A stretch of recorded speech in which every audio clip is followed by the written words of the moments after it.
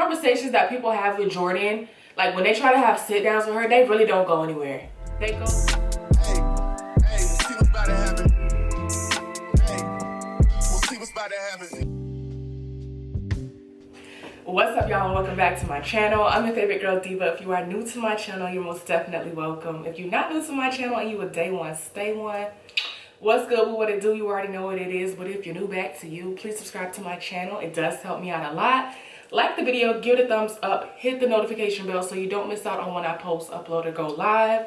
Now, let's go ahead and get right into the review. As you see in the title down below, girl or guy, we are reviewing episode 4 of season 3, Summer House Martha's Vineyard, Summer Under Pressure. Now, let's go ahead and get into it. So, as I'm filming this video, it is currently 3 in the morning, 3:30 to be exact. So, if I leave some things out, charge it to my head, don't charge it to my heart. So, Jordan and Summer are still arguing. Preston and Alex are like kind of looking crazy. I think actually Alex leaves and goes inside because Alex really don't be caring. Preston stays in the car with them and pretty much tries to de-escalate the situation and calm them down. They've been arguing since last episode, from when Summer said, either Summer or Jordan said to Shanice, I think it was Summer. Summer said to Shanice, I think you got one of the best body at this table. And everybody was looking around like, I don't know who she's talking to, but girl, this body is tea and every bit of it. So speak for yourself. She got a better body than you. Cause please, that like I'ma just hush, because that's like somebody coming in the room and say, I'll get everybody up in this room. Everybody like who? Oh, okay. Be clear and be direct. Thank you. So from that point, they just go like toe to toe. Somebody was laughing at Summer while she was trying to express her emotions. Jordan gets mad and says nobody's laughing when we seen it. Everybody was laughing. Almost every guy at the table was laughing, so muted. So they're on the way back. I feel like Jordan be trying to like, I won't even go as far as to say bully, but is mad dog even the word? Like, I feel like she be trying to mad dog her, like back her into a corner, like shut up, chill. And Summer's the type of person, she's quiet. Like, I'm the type of person, I'm quiet. And it really gets on my nerves when people tell me, you're so quiet today. Like, I'm always quiet. I don't say anything unless I have something to say. I don't talk for no reason. So if I have something to say, I'll say it. I will definitely say it, especially if I feel like it. If I have something to say and I don't feel like saying anything, I won't say anything. Like I said, I don't talk for nothing. I feel like Jordan is the type of friend, because you can see that Summer is there for her. And a little bit in the episode, like when she's crying, she's saying like, I'm literally always there for you. She said, I was just there for you 3 hours ago when you were crying. I was there for you. She didn't even go into detail about what she said. But let me see. It was just weird how Jordan was pissed at Summer for talking about, or she thought she talked about her business, but she really didn't, to, I guess, Jasmine. Like, in that moment, I wasn't thinking about her hair. I was like, she really do not F with Jasmine. She really don't like Jasmine. Like, what is tea? Like, she doesn't like Jasmine. I thought Jordan and Jasmine was like this last season. Then they was like this season. Girl, they two ships in the night. They're nowhere near each other. They're just straight passing. They barely speak to each other. And that's another thing. Like, I'm going to be all over the place in this review. Like, I probably won't go back, like, scene after scene for scene for scene, because I'm jumping straight to the end.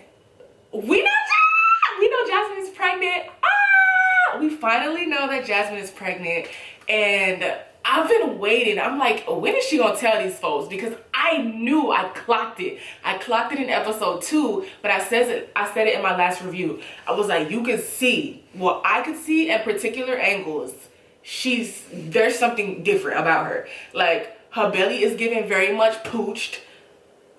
Like, it's out. Like, girl, when you're skinny, the people can see when something is different. When you're skinny, people can tell. Like, they tell like this. When you're bigger, it's harder to tell, to me, when you're pregnant. Cause you already big. Like, let's be for real. Let's get back into it. Noelle is walking in the house, goes in the room, and she's crying over Alex. And honestly, going back to Summer venting to Jasmine, Shanice, Amir, and Nick, she really just needs somebody to talk to. Just like Jasmine really needs somebody to talk to. Because I feel like at the dinner, at the end of the episode, I really realized, like, dang, like, Jasmine is really in this house by herself. Like, by herself. They're isolating her, whether they're doing it on purpose or on accident. They are isolating her. She is isolated. Like, you rarely see her with anybody. Granted, she do be, like, taking naps, but Shanice be taking naps. Like, Noelle don't be taking naps. Everybody be taking naps. But you really don't see Jasmine hanging out with anybody. Just like Alex took it upon himself to say, Jordan, you've been really quiet. So has Jasmine. We haven't really heard her say much of nothing. Except for at the beach. Like, nobody is really checking in on Jasmine. To me, I feel like nobody really cares. Like, her husband is literally deployed somewhere off in, I was going to say Afghanistan, Poland. He's deployed. They probably barely talk to her. She's newly married and her husband is literally gone. This is her first child, and I believe she said she wants to hit maybe the 2-month mark or the second trimester mark, the 2-week mark, whatever the mark is, which she'll be reaching in probably like 3 days. And then she's going to tell the house. But my thing is, the type of person I am, yeah, I'm going to wait to tell you I'm pregnant. I'm going to see how you treat me. And then when I tell you I'm pregnant, if you treat me any different, I'm good on you. I'm good on you. But at the end of this episode, girl, let me just go through. Girl, Noelle is in the room crying over Alex, unfortunately. Please, Noelle, please. We're just gonna leave this night alone and move into the next day. The next day, Noelle is not only, I feel like she's embarrassed. She calls her mom and tells her about the guy. She was like, I like this guy, and I told him how I feel, and he didn't really reciprocate it. And she starts crying, and Noelle's mom is like, Noelle, stop all that crying. And I said, oh, this finna go left, and I'm not finna like her mama. But then she said, get a hold of yourself. You are human. It is okay. And I said, okay, I like her mama. Because black mamas, they don't care. Like, stop all that crying. Get yourself together. Like Ed the Mo. Pull yourself together. She's literally a black mama in a white little tiny body. Pull yourself together. Why do you look frumpy? Like, no compassion, no consideration to your feelings. So I very much thought Noelle's mom was going to dig into her to not make her feel any better. But she really did. Girl, my camera is about to overheat. 8 minutes in. Give me 1 minute and we'll be back on Miss Noelle. But like I was saying, I definitely thought Noelle's mama was going to eat her up on that phone call. But nonetheless, she was very supportive, and I feel like they got a really good relationship. So Summer and Noelle go outside by the pool, sit and have a little girl chat, and we learned that Noelle's dad abandoned her. Well, I won't say abandoned her. Noelle's dad divorced her mom when she was 8 years old. When she was almost 1 year old, okay? Because I don't understand why you say 8 months. Do the months really matter? Like, do the months really matter? I feel like they don't. How old is the baby? Almost 1 year old, 2 years old, 37 months. It just don't make no sense to be saying. So when she was almost 1 year old, her mom and dad got a divorce. And her dad pretty much abandoned her. She wrote to him, she called him, and he just abandoned her. And she doesn't understand how people can just abandon their kids like that. Why am I holding this box of Super Goop sunscreen? Why am I holding that? So when people say that, like, because she was also kind of touched why Alex didn't invite her to church the next morning, when he really did invite her.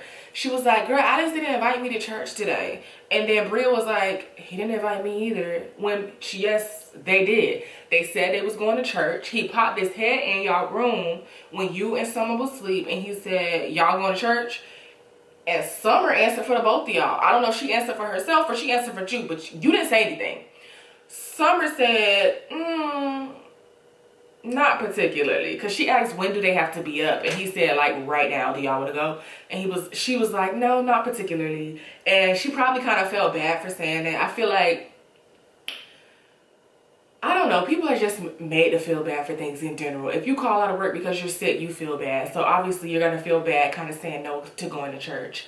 And Preston was like, no, I don't go to church. I don't go to church. Like, I thought that was going to be a whole thing. Like, it seemed like he wanted it to be a whole thing. He wanted somebody to ask him, why you don't want to go to church? But like, the way he said it, no, I don't go to church.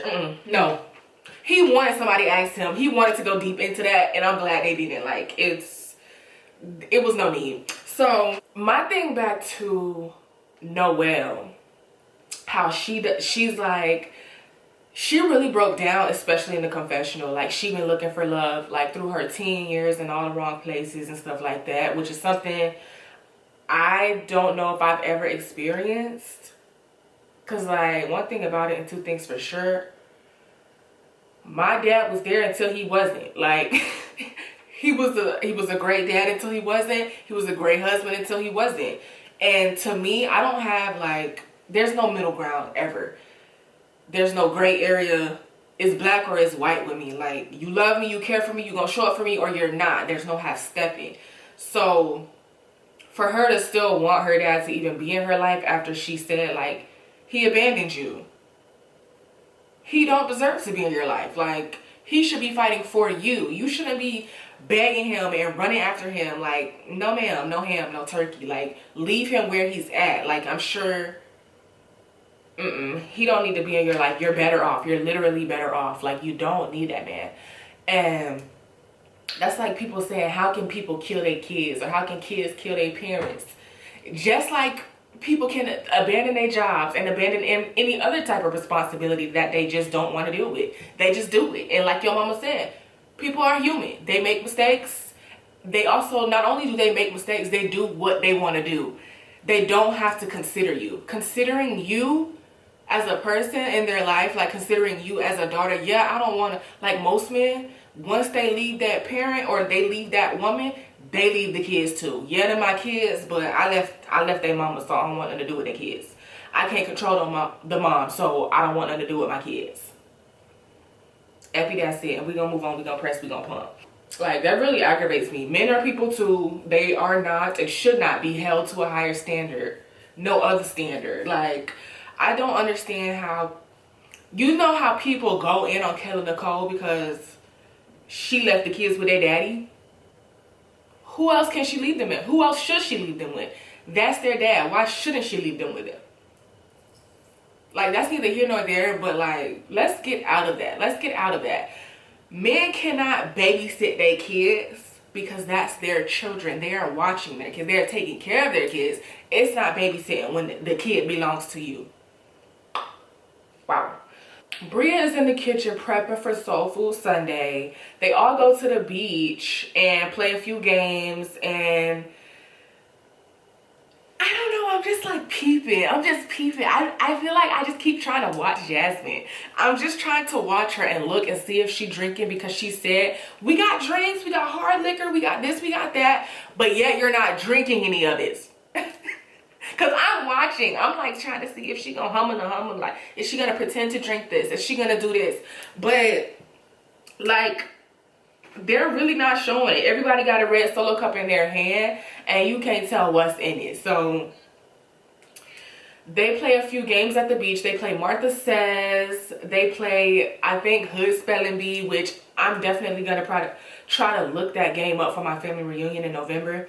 So if you also got any game recommendations, any ice-breaking games, just any fun games in general that you can provide for me, let me know down below, because I am planning my family reunion. That doesn't have anything to do with this video, but I thought I'd just slide that in there. So like I said, the beach, they did beach things. They drunk, they played football.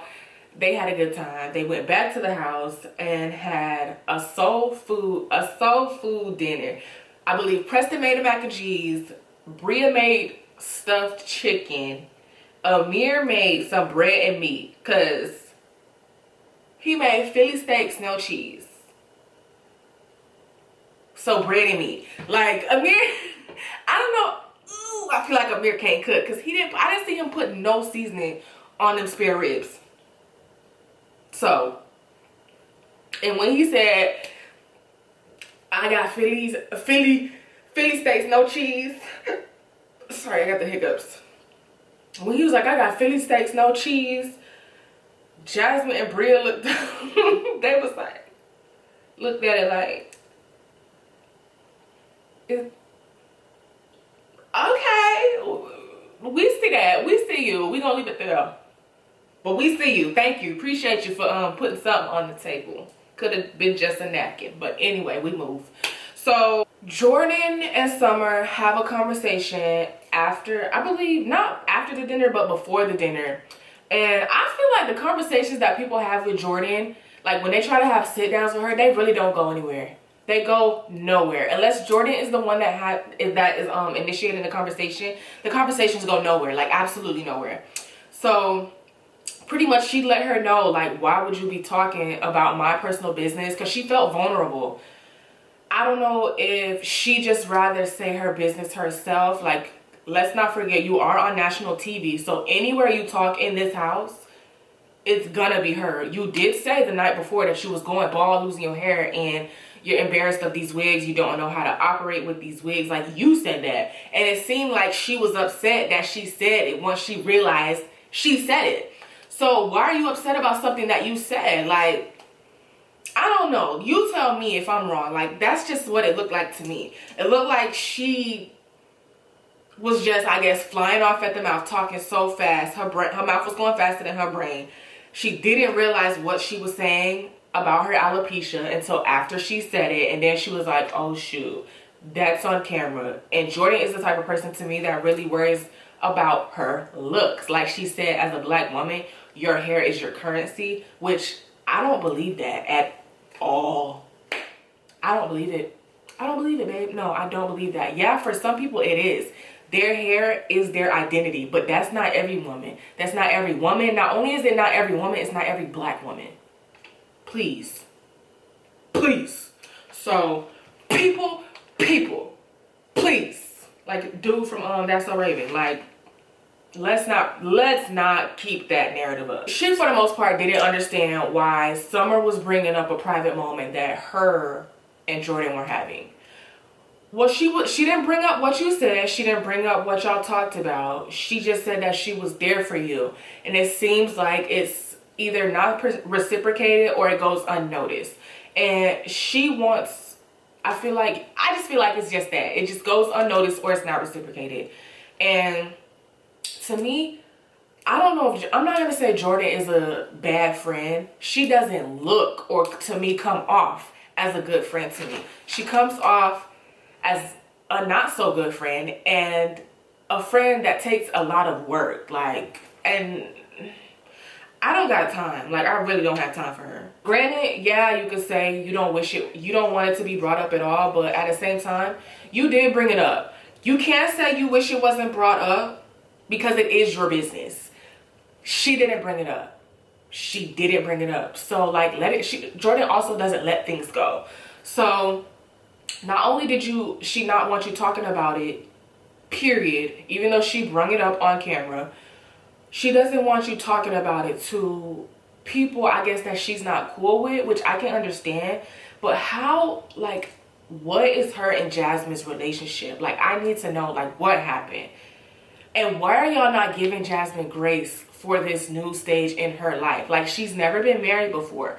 Y'all were literally living out of y'all's car.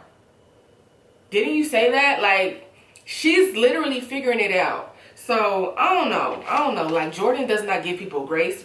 She don't give people the grace that she wants people to give her. One thing I want to say about Noelle, I don't want this to go unnoticed.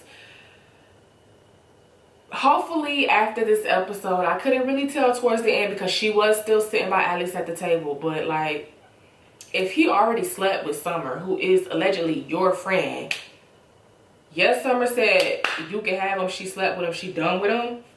why is that somebody you would want to pursue? Like, to me, that's so odd and weird. Like, I ain't never been that girl. I don't want any man or anybody that my friend has been with or slept with. I don't even care if you didn't sleep with, if you've been with them, if you kissed them, if you handheld, if there was some type of light there, I don't want to be with that person. So that's where, like, I'm like, are they friends or not? Are they friends for real or not? Is she just introducing her to the show and they not friends in real life like that? Because why would you want to come behind your friend? I don't know. Like, is that how the girls get down? I don't know. Like, because that's just not me. Not me. Not me. The fact that they haven't even been there a full 7 days and Noelle is like head over heels for Alex, it doesn't make sense to me. It doesn't make sense to me. And I hope it don't got nothing to do with your daddy, girl, because please, like, how old are you? I'm gonna try to give you grace because that's nothing that's nothing that I've ever experienced before, so I really can't say nothing to that. Because like I said, I ain't never experienced it. But please, stand up. I don't need you weak in the knees, Noelle. Like I said, you've known this man for 4 to 5 days. Because literally the next day, on day 6, is Bria's day. So it has not even been a full week. So how are you this into this man? Y'all don't talk that much. I don't get it. I just don't get it. Like, I've never been that girl. That's probably why I don't get it. Can't grasp the concept. Yeah, no. So on Bria's day, I don't know if it's Bria's birthday or it's just Bria's day. Like how everybody hosts a different event or dinner each night. This is Bria's day or Bria's night. So Bria done found some alpacas. Is it alpacas? 1.5 miles up the road, plucked them up and brought them to the house.